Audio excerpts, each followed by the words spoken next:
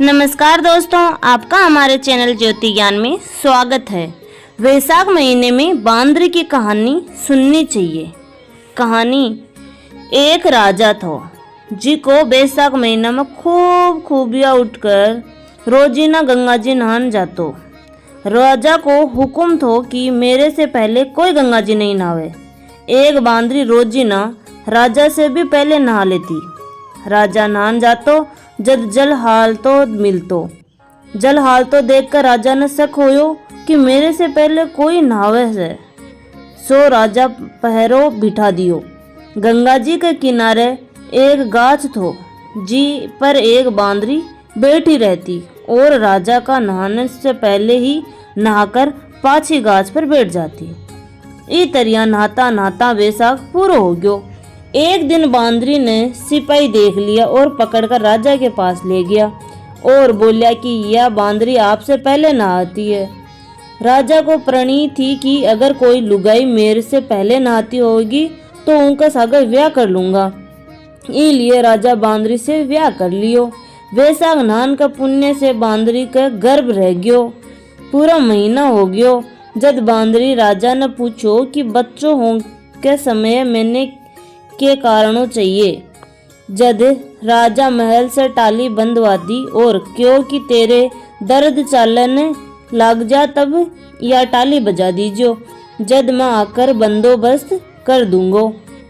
राजा का और भी रानियां थी जिनका बच्चा कोनी था। बांदरी का बच्चों होने की सुनकर उनका सुहावट कोनी रही। टाली बांधी देखकर रानियां बांदरी ने पूछो कि यह टाली क्यों बांधी गई है। जद बांदरी बोली कि मेरे टाबर होने के समय राजा ने बुलान खातर है। रानियां कियो कि एक बार बजा कर तो देख आवे कि न। जद बांदरी टाली बजाई और राजा आ गयो। आकर कारण पूछो। जद बांदरी कियो कि रानियां के बोलने से टाली बजाई। जद रानियां कियो कि या तो जानवर है के बेरो कितनी बार बजावेगी। थोड़ा दिन बाद जब बांदरी का टाबर होने लाग्यो तो बांदरी टाली बहुत हिलाई पर राजा आयो कोनी। जद बा रानिया ने पूछो कि मैं टाबर किया जनू। जद बा बोली कि आंख में तो पट्टी बांध ले और उखड़ में सर दे दे। बांदरी का वैशाख नहान का पुण्य से बहुत सुंदर लड़को हुयो। होता ही रानिया बच्चा ने रोन के पहले ही दासी ने दे दियो और कियो कि इन नदी में डुबाया और बांदरी का भाटो रख दियो। और राजा ने भी कहला दियो कि बांदरी का भाटो हो गयो। राजा संतोष कर लियो ओ कि रानिया का ही टाबर कोनी होयो तो ये कई किया होसी। उठी ने दासी से बच्चों नदी में कोनी गिर गयो जी को बा कुमार के खेदड़ा में रखकर आगी। कुमार कुमारी खंदे में माटी लेन आया। जद देखा तो एक बहुत सुंदर बालक सुत्यो पड़ो। जद कुमार कुमारी ने कियो कि आपने बच्चों को नी सो भगवान भेजो है, अगर तू पाल लेवे तो आपा घरा ले चलना। कुमारी राजी होगी। बिन पाल पोस कर बड़ो कर लियो। लड़कन ई बात को बेरो पड़ गयो थो कि वो बांदरी का जन्म्यो थो और रानिया मारन खातर दासी ने दे दियो थो। एक दिन लड़को कुमार का बनाएड़ा माटी का हाथी घोड़ा लेकर कुआं पर जाकर बैठ गयो और दासियां पानी भरने आई। जद उन्होंने देखकर बोलिया कि मेरा माटी का हाई घोड़ा पानी पी लियो। जद दासियां कहियो कि मूर्ख कदे माटी का हाथी घोड़ा भी पानी पीवे के। तब लड़को बोलियो कि कदे बांदरी कभी भाटा होया करेगे। यह बात दासियां ने रानिया से जाकर कह दिया। जद रानिया ने जहर का लड्डू व कुमार के छोरे के लिए भेजा। जहर का लड्डू भगवान की कृपा से गूंदगिरी का हो गया। दूसरे दिन रानी बोली दासियां जाकर देख तो लड़को मरियो कौन मरियो। यह बात सुनकर रानिया राजा से जिद करके कुमार ने बस्ती से काट दियो। कुमार जंगल में रहने लग गयो।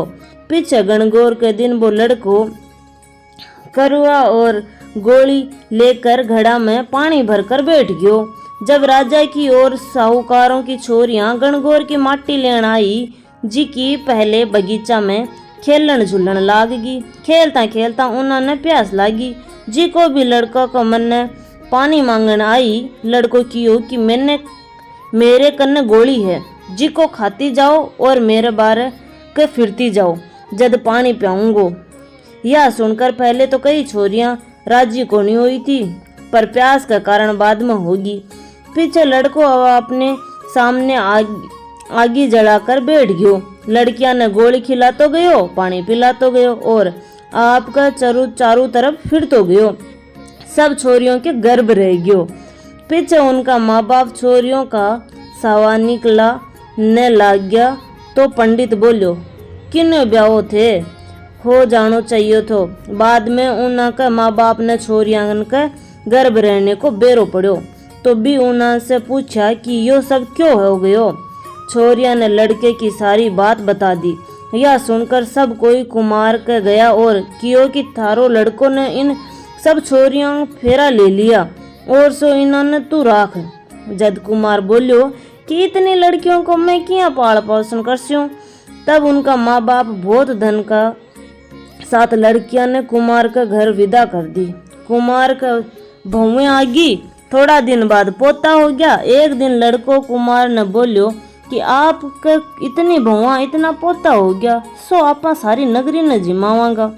कुमार ने सारी नगरी में राजा रानिया ने नूता दे दिया। बांदरी ने छोड़कर राजा को सारो परिवार आयो।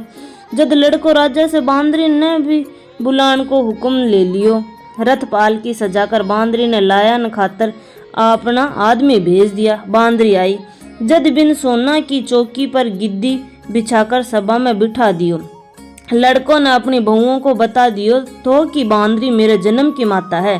सो सारी बहुआ सोना की मोहर देकर बांदरी के पगा लागती गई और पोता ने गोदी में देती गई और बांदरी सबने आशीर्वाद देती गई।